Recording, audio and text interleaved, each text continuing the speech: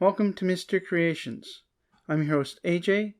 Today, Sarah and I are discussing how to contribute to your environment to help with climate change as well as natural stewardship. This is a two-part episode.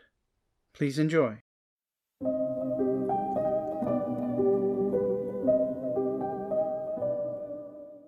Now on to salt marshes, swamps, and wetlands, which are bird habitat as well as many other forms of wildlife.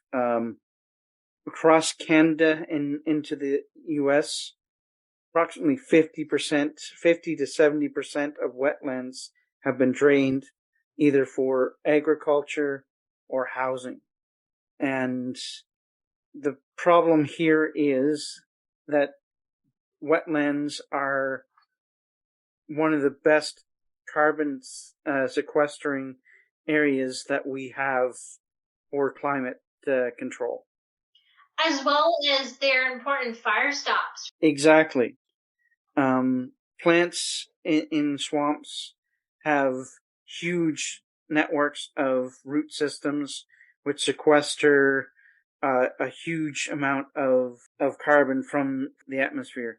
A restoration in Olac, New Brunswick, was measured after they did the initial restoration, and they found that it sequestered 1,329 grams of carbon per meter per year. That is a huge amount of carbon that they take out of the environment. Also, in doing so, they enrich the soil in which the plants grow, which makes the plants more nutritious. This is why the animals flock to them, because it's an abundant food source for any animal.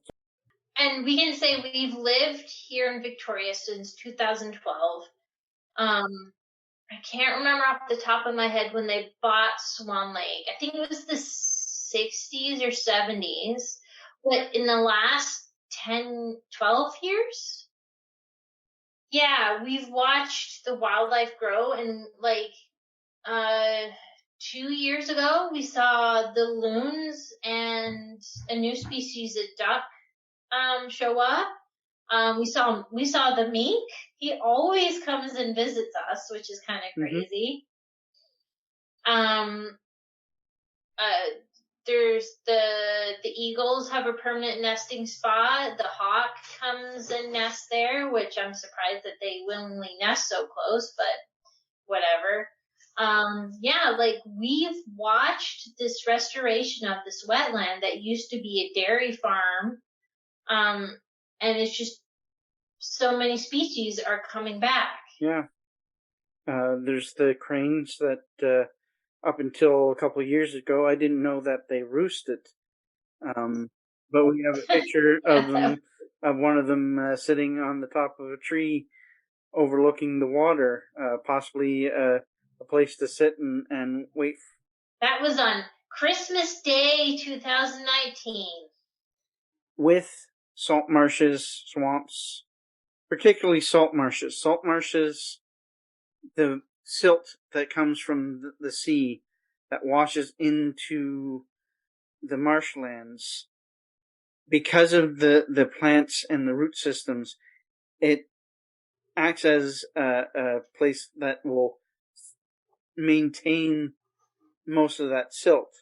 And that silt actually helps to feed the wetland with minerals and whatnot that it needs to generate more plant growth. And then you have animals that live in those wetlands like ducks, minks, beavers. Lots of different insects. A huge amount of insects. We just did spring solstice thing out at Swan Lake with... I believe she's the director.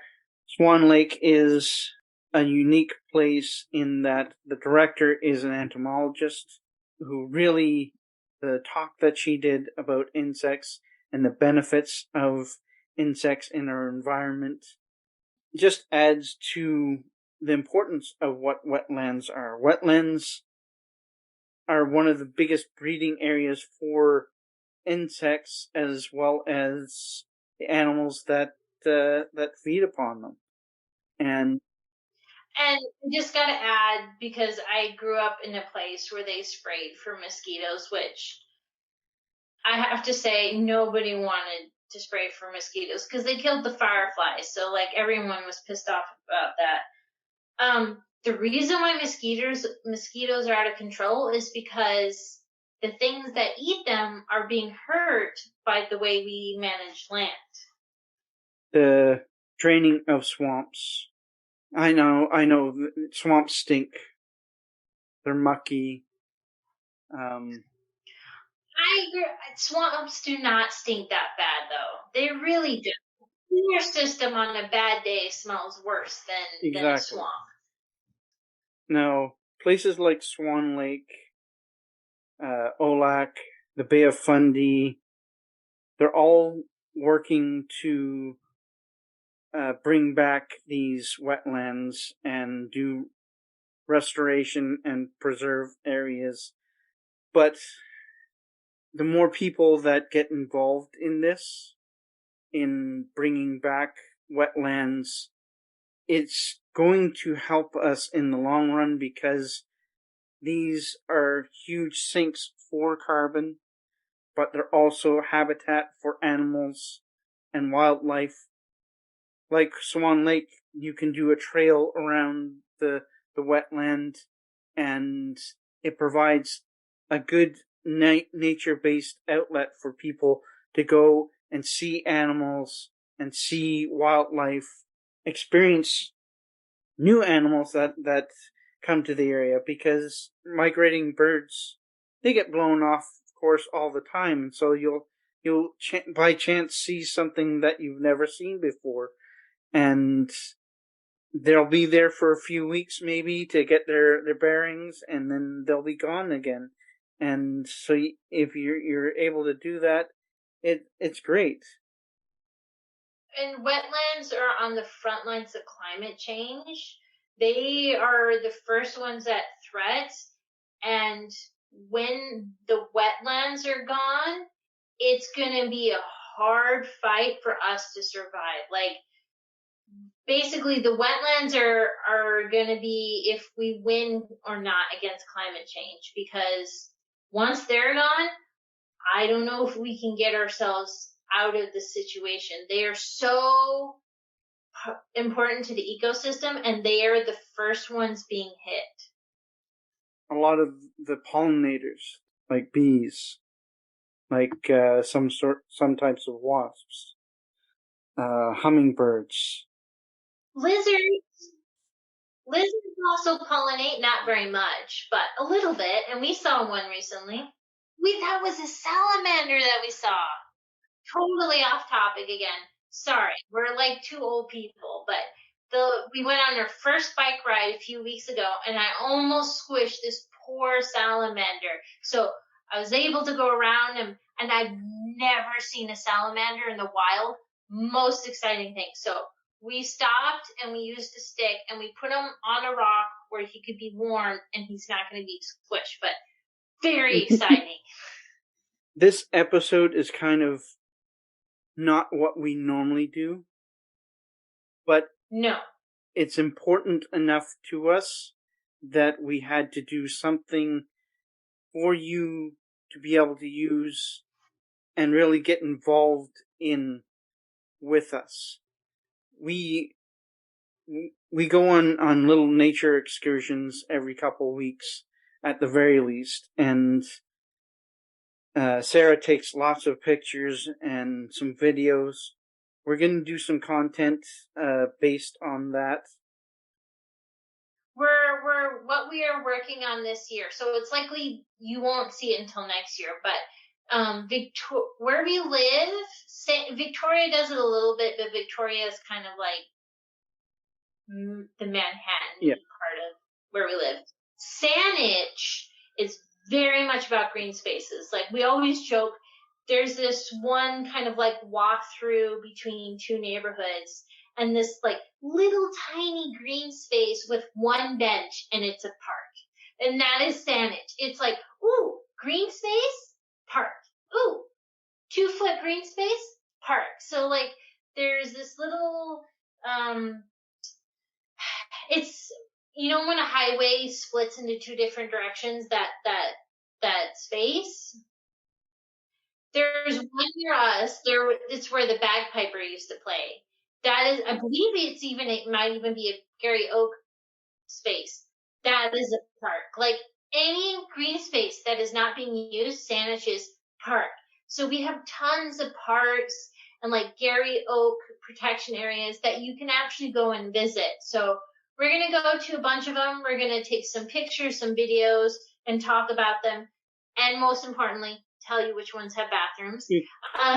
The necessary thing. Very important.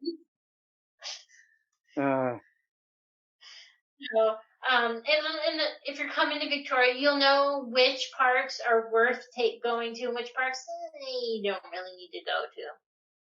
I will say, not every park is visitable. Like, the one between the two Pat Bay highway directions, it has a new trespassing sign. That is a park for the animals and nature to flourish, free of human. But that is Saanich. Like, oh, you're not using this, it's a park. You're not using this, it is now a park. Or a reserve or preserve area. We're very fortunate. It's one of the reasons why we won't move is because we don't want to leave Saanich, because they, much to the chagrin of businesses, if you're on agricultural land, that will always be agricultural land. They will not let you rezone it. They very much care about the green space, and they're trying to find a way to provide more housing as well as provide plenty of green space. In that way, I think we're lucky. With wetlands and that sort of thing, look to your local government, look to the scientists that study insects, that study wetlands, and just try to get involved in preserving a place or restoring a wetland. Even if it's a small area, it's going to do more good than the bad of using it for agriculture for 20 years and then leaving it to sit and do nothing. Well, it depends. But like, we're really weird, and we love abandoned places. And some of the places where homes are just nature's taking over, nature has taken it over, and it's becoming a habitat again. Yeah.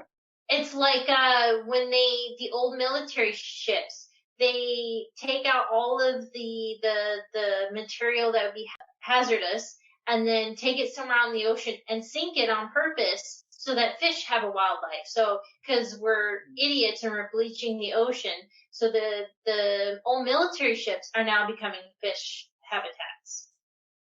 Reefs are on the decline because of the way we fish, climate change, all of that. If the ocean goes up one more degree, it's going to be a mass die-off. Yes, and they're saying that in the next 10 years we could see 2.5 degrees warmer surface temperature of the Earth, and that's definitely going to cause a mass die-off in the oceans. As well as the worst hurricanes we've ever seen. If we can do, even if it's a little bit, adaptive reuse of abandoned areas for gardens. If you talk to David Millark of the Archangel Tree Archive, he can teach you guys how to plant trees. You talk to Ron Finley of the Ron Finley Project. He can teach you how to plant vegetable gardens and local plants. If you make a donation to them, it's helping helping just in allowing them to do more projects, reach more kids in schools, and just the attempt to do that would be very helpful. Yeah. And there's hundreds of organizations. There's local organizations. There's big organizations. All right. I have more links that I will add in the show notes. There's a podcast, What on Earth, by CBC Podcasts, hosted by Laura Lynch. I watched a video on swamps and marshlands, wetlands, and this is purely Canadian content, so please give it a watch. It's cool. And now moving on to my last. Is it Hyperloop? Yep. Also, I have to tell everyone, this is hilarious. You'll love this. So, Hyperloop is trying to come into Canada, and the federal government has been dragging its feet. So, we read an article probably late last year. Yep. The Hyperloop is coming to Canada, and they are no longer bothering with the federal government. They are all going 100% privates. And it's going, I think, between the airport and Calgary, or like it's real short where it's going. They're doing a test. Yeah, I think it's like to the airport to downtown or something real short, like I guess just to test it out. And they're doing it without any federal money at all because they tried to get some grants and the federal government were dragging its feet and they're like, okay, we don't need you. There you go. So we should tell everyone what the Hyperloop is. Hyperloop, a high-speed train system, which is in a vacuum tube with pods that are pressurized for individuals and shipping. It's kind of like if you ever saw the new Total Recall, like the train that goes down into Earth's core and then back up. It's that kind of enclosed train space. It's a vacuum. And the idea is instead of having to be on a train with, 100 people you don't know, they'd be like these Seattle Ferris wheel pods. You would have maybe like 4 to 6 people in each pod and you would just go. In this, with the transport systems basically that we have, they're estimating that by 2050 our need for transportation is going to outweigh our current systems. Funny, I don't know if I talked to you about this, to tell everyone about our transport systems. So the BBC sent some people here to British Columbia to try to get around on transit. It was so bad that the documentary they did at the end, they recommend do not use public transit in British Columbia. It is so bad, and it only gets worse across Canada. The Vancouver transit system is much better than any other transit system in Canada. It really is. Like, when we went there, we're like, we really like this. Like, how long did we have to wait just for the buses to announce stops? Like, the agency that looks after the disabled, and I can't remember what the other agency is, they had to threaten to sue them for them to be like, oh, I guess we should get the system in and announce the stops. And we're just now getting the payment system that Vancouver has. For anyone who's coming here who may be intimidated, you'll be able to use cash still, as well as a debit credit, and you can also buy something like an Orca or Link card, I think, or Compass card. That's what it's called in Vancouver. It's just easier. Yeah. And the price is not going up. Everyone's saying it's going to be more expensive. It's going to be the same amount. Hyperloop is one of the best technologies I've seen for product transportation.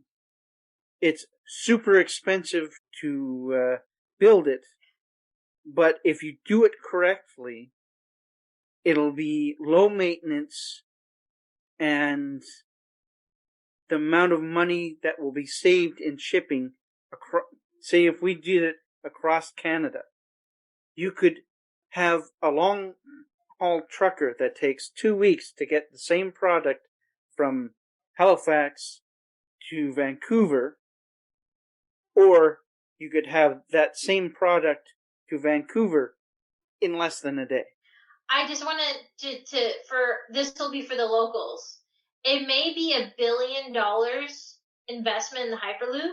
I just want you to know we're spending $1 billion widening the Malahat. So $1 billion sounds like a lot.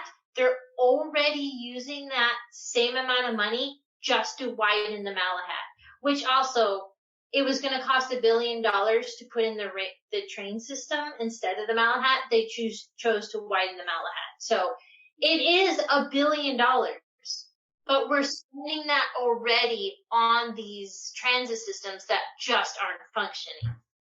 There are different Hyperloop companies. Transpod, which is the Canadian company that is doing Hyperloop technology in Calgary. They're doing the Calgary route. The top speed of the train,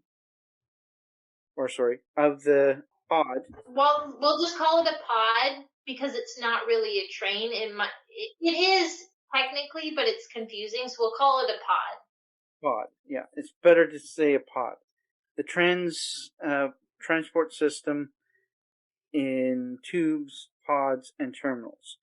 Like a subway car, it can go 1,000 kilometers an hour. Now, that kind of is scary to a lot of people. Now, think of the bullet trains in Japan. In the 1960s, the first bullet train went out.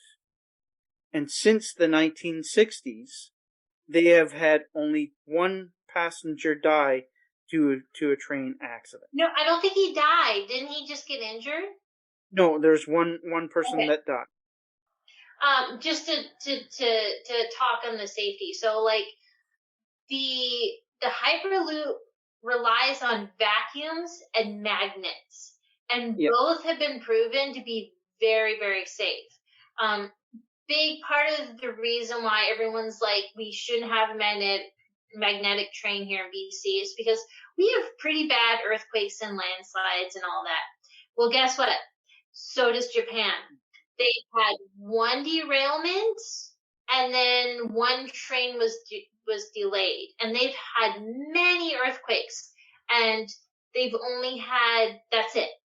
And maybe once part of the rail system was demagnetized, like it's not a big deal. Like we have bigger mountains, but it's been proven we want to go underground anyways because underground tunnels are far safer in earthquakes. So a Hyperloop, I think aren't they going in underground, or is it going like?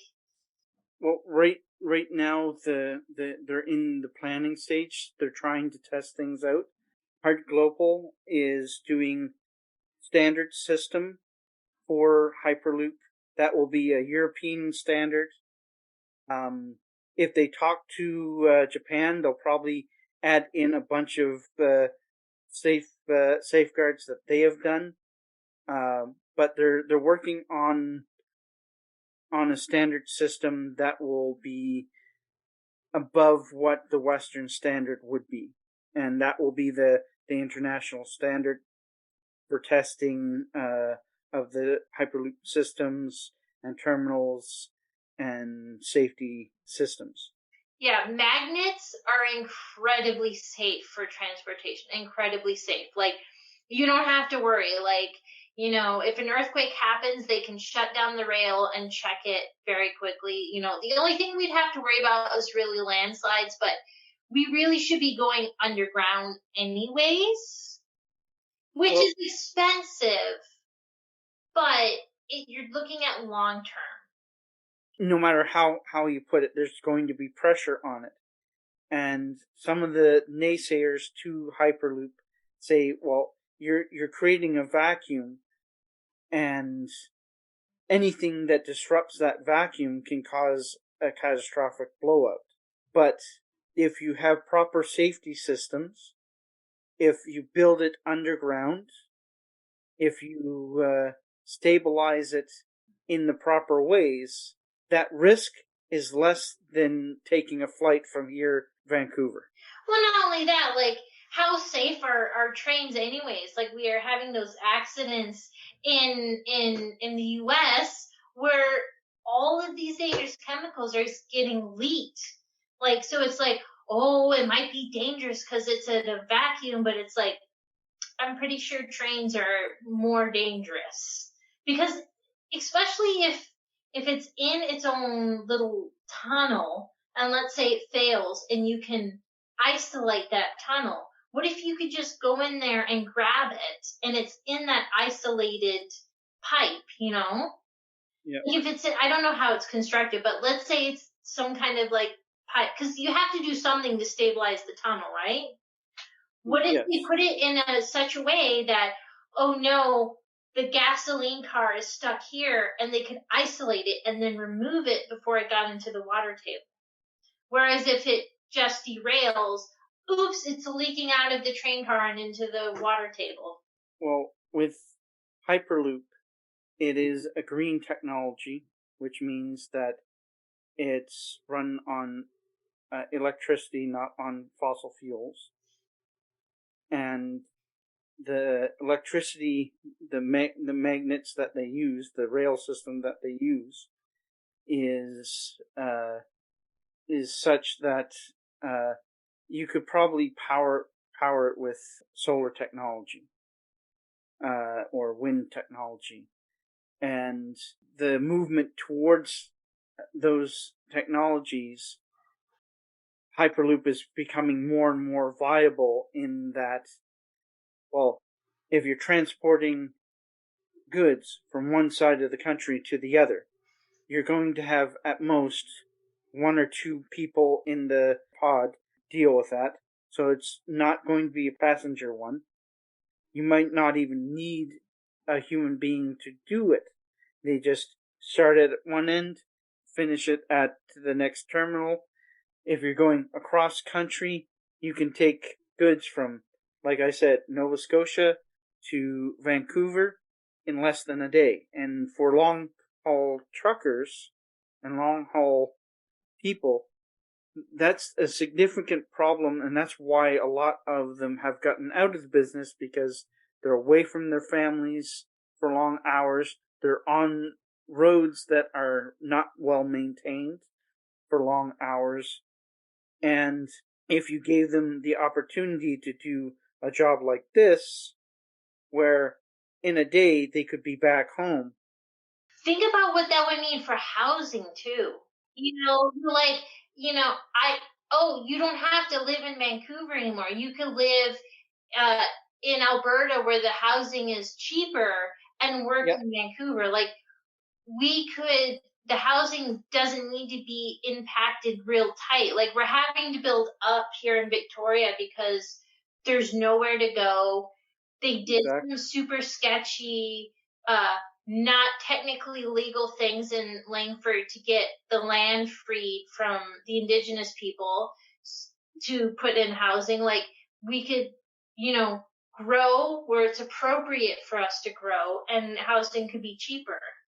Well, not only that, commutes would become a non thing.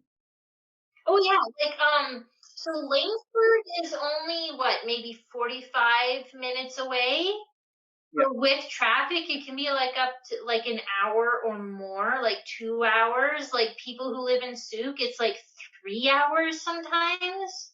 Now, the U.S. government has allotted a certain amount of money of the infrastructure bill to Hyperloop system. This is part of the plans.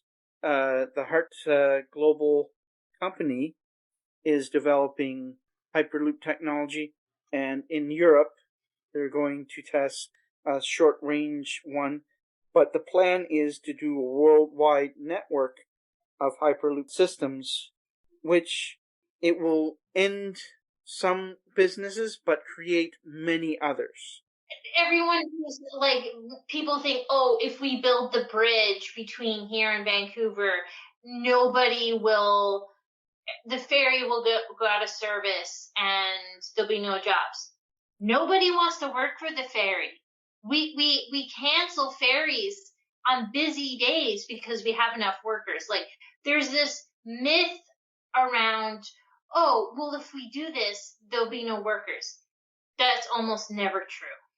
Like, a lot of companies will offer training because sometimes the training is very straightforward. Some, like California, offered free education for coal miners to go work in the green industry. So they didn't lose their jobs. They went in, they got trained for jobs that are going to last in the next decades. It's a myth put out there by people who don't want change because it means they won't have money because they don't want to change, or people who are just reacting out of fear, like, oh, everyone's going to lose their jobs. And it's like, that's not how it works. Things adapt. People don't like change, but change is inevitable. Things are going to change even if you don't want them to. So, one thing that we forgot to mention about Hyperloop is because it's in a vacuum, there will be less friction. So the maintenance costs might actually be less than what like a train or highway system is. It'll be far less, yes. Now, I went to school for architecture. Quite a bit different than Hyperloop systems would be. But I understand some of the concepts of how it would be constructed because of working in civil engineering and that. Basically, you're creating a tube with tubular pods which go from one terminal to the next terminal and then adjust and go to the next terminal and adjust and go to the next terminal. But the way the systems are in a vacuum, there's less friction. So what's happening in the tube is you have a vacuum. The vacuum reduces friction, which makes it easier to go faster. But the pressures that are on the infrastructure of the tube, you have to mitigate those. And that's where your maintenance cost is going to be high. So regular maintenance of the tubes themselves will be necessary, but the overall cost of the whole thing, in checking on it, it's between 24 and 65 million per mile in some estimates. Now, what is that compared to what our roads are in the millions of dollars just for regular maintenance per year? But this is initial construction. Because this system has never been used before for long term, we don't know the maintenance costs of it. But if you take into account the low friction, being in a near vacuum environment, it's not going to be completely vacuum because we can't do that on Earth. It's not possible. It'll be near vacuum. It'll be the lower friction will make for less maintenance on the pods and the rails themselves for usage. But when it comes to the movement of the tube due to natural movement of the Earth, earthquakes, freeze, thaw, if you bury it low enough, you're below that freeze thaw portion that you have to worry about. That lowers the risks. but there is still going to be a freeze thaw in the wintertime. The big thing is if you go below that 4 foot mark, say 5 feet down, or even 6 or 7.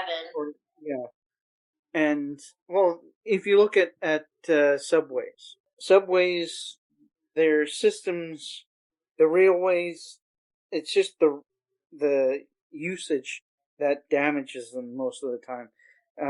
Warping from freeze thaw is not something that they The subway use. is high friction. Yeah, and so if you eliminate that due to the near weightless environment of a vacuum, you're not going to have as much. I think the takeaway is you can't look at the Hyperloop as in comparison as a subway system. You have to look at it as look at the cost compared to the cost of shipping, right? Yeah. Read the CBC article that was just straight up speculation that said, well, Amazon's not going to be allowed to offer free shipping, but they had no quotes or data from Amazon directly. They're just like, well, how can they afford this? But Amazon does have free shipping in ways that it's frankly incredible sometimes. And look at Canada Post increased its shipping so much that a lot of the companies that ordered from the States don't ship to Canada anymore. Just they won't, because it costs. So Ada cloth is maybe less than a pound. Mm-hmm. $20. Yeah. $20 shipping. And I pay it because that vendor should not have to pay for that. That's ridiculous. I notice a lot of Etsy shops are just like, nope, we don't do free shipping anymore. Sorry. And Etsy's been trying to push free shipping. So a lot of people are just like, no, we're not going with Etsy anymore. And so Canada Post is so expensive. A lot of places are either shutting down, not shipping to Canada, or like you're on average for one piece of clothing or Ada cloth, it's about $20. Yep. And it goes up exponentially for that. Yeah. Free shipping in Canada, you usually have to spend between $100 and $150 now. Now, with a Hyperloop. Yeah, so when you're looking at the cost of the Hyperloop, you have to take into that account. You have to take it into account how much is everyone spending on gas to commute for several hours. You also have to take into account the pollution of all that commuting. Hyperloop is magnets and vacuums, no fossil fuels, unless the particular area uses fossil fuels to provide the electricity. Yep. So you have to take that into account because pollution is very expensive because more and more people are having environmental sicknesses like asthma. And that's actually really expensive. Canada's healthcare system is in crisis because more and more people are getting sick and it's getting more and more expensive. So you have to take that cost into account. The price of housing. What if we could spread out a little bit? Yep. Well, what if the commute from your home to your work becomes a non-issue? The other thing I didn't think about is what about emergency situations? Let's say a landslide hits, or God forbid, a river takes over a highway again, or a hurricane hits. We could get supplies to them within hours. Yes. Quickly. Like, you may not be able to get it the last mile, but you could get it, the bulk of it, to a safe area and then get it there. Like on helicopters, Yeah. Like, that is going to make emergency management better because you can get resources to where they need much faster, as well as margins for groceries should go down. Think of it. The long haul trucking industry. It's dying. And I want to say those guys, they're not being paid properly. There's all kinds of controversy because they're not being paid properly anymore. They're not being looked after. So we're not criticizing the truckers themselves. They're wonderful. They're hardworking. They are not being looked after properly. And that's why we don't have enough truckers, is because the young people are like, why in God's name would I ever do this job when I can go be a housekeeper, work for a grocery store, and get paid better? So It's not the truckers. We're not criticizing you guys. We're criticizing the industry and the fact that you're not getting paid enough. Yeah. Well, think of it this way. If long-haul truckers were trained on how to manage the Hyperloop, or even they could do the last mile. So let's say that we do the Hyperloop between Vancouver and Whistler, and then there's a small town maybe that you just can't get the Hyperloop in because the mountain passes. What if there was a trucking company that specialized in just doing that last mile? They wouldn't have to travel as far. Less maintenance on the trucks. And in theory, they should be paid better because the business costs are less. You hear me, trucking companies? Pay your workers better. Well, think of it from the standpoint of the trucking company owners. They could buy a pod for their company or pods for their company and use those to get it from point A to point B where they can take them for that last mile. Yeah, and then they could be home. Or even rent them. If they do a renting system or something like that, it will save them money in the long run, because every 5 years they have to replace their trucks usually, and if they don't, they have to maintenance those trucks. And the maintenance for older trucks, the older they are, the more maintenance has to be done, the more it costs them. That's not even bringing into account the fuel that has skyrocketed in the last couple of years, particularly in the last year. And it's only going to go up as the usage of fuel and fossil fuels becomes less and less, because of our current financial systems using a futures model. They're looking at the future saying, well, all of the gas and fuel prices are going to go up because no one's going to be using it. Oil prices are a scam, but that is a long discussion that we would have to have an expert, because it has to deal with politics and price fixing. And so what you're paying at the gas station is not the actual price of fuel, but that is a whole nother discussion.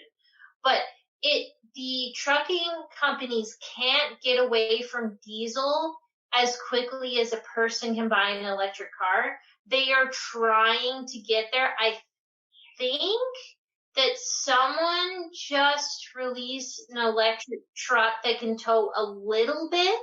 Like maybe, I don't think it can do an RV, but it can tow a little bit more than some electric vehicles. But the engines are just not that powerful. And so as gas goes up, the trucking companies don't have the option to be like, well, why don't we go electric? There is no option right now. They're just not powerful enough. They are getting better, but not at a rate fast enough for the trucking companies. And so Hyperloop would be a way for them to take out the gas much quicker, or at least cut it down to like maybe, They cut it down to the last mile. Yeah.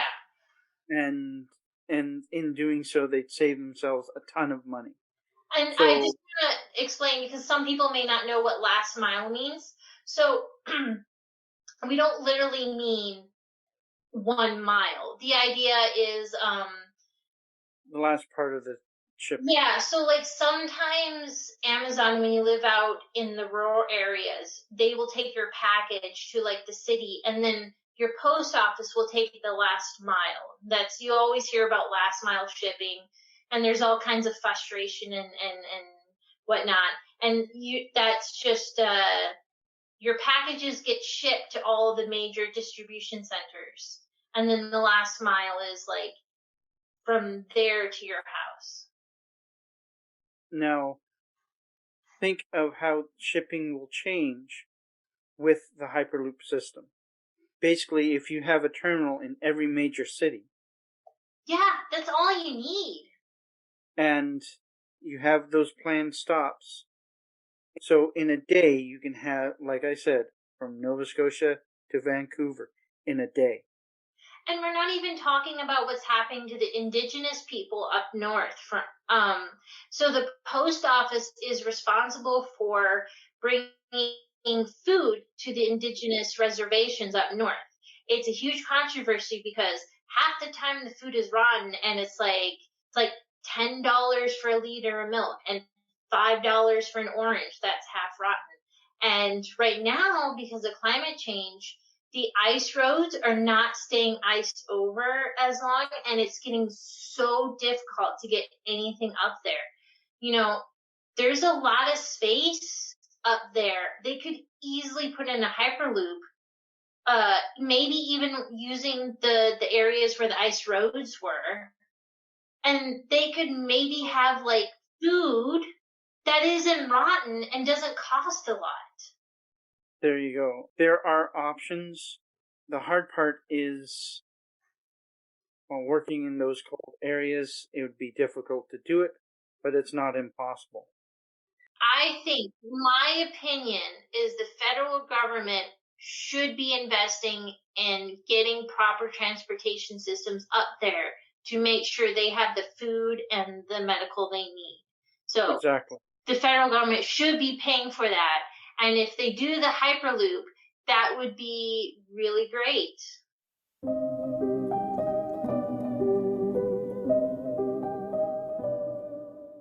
We hope this has been helpful and are sorry for it being late. Please like, follow, and subscribe on whatever platform you're listening on. We'll see you next time.